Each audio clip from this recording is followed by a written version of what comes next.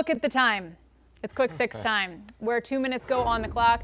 And we forced Joey and Queen City News anchor Brian Blakely to answer some of the most pressing questions in Carolina sports today, including predicting the Panthers' next headlines and who the Hornets should invite to tour the Hive. Let's drop the green flag. Let's do it.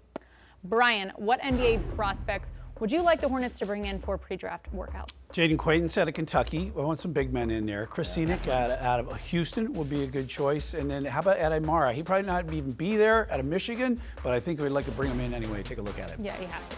Joey, does NASCAR need to revisit how it handles weather delays and the ending of races due to weather? I know you were there last night. I'm sure you have some thoughts. I mean, to a degree, at times they have to. It seems like they just pick and choose race by race, really what kind of criteria and rules they're looking to follow. I mean, they completely bypassed a lightning rule that I hadn't even heard of yesterday. They said, we're fine.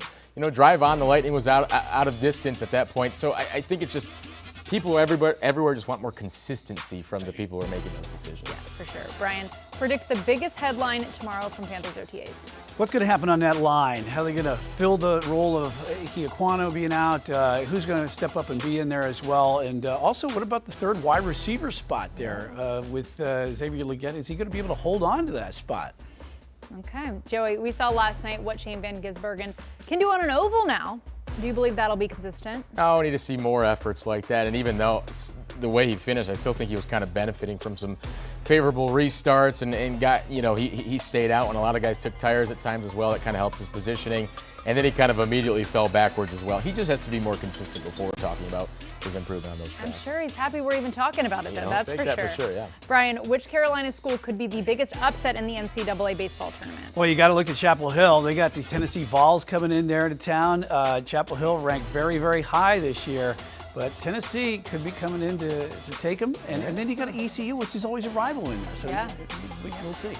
Joey, some say you're a stadium food connoisseur. I think that might have some questionable takes. But either way, give us your ultimate ballpark meal for under $20. It's hard. A beer? I mean, at this point, start with that. They are $20 for a beer. That's like 17 right there. If I could find a beer, give me a beer, like a hot dog, and just like chips and cheese. Give me a hot. I'm a simple way ballpark over food $20. person. That's well, for it's sure. probably 40 at this point. Yeah, it's like if usually you free have in the press box $17 for a beer and then that's why I hang out in the press box. dog night, that's for sure.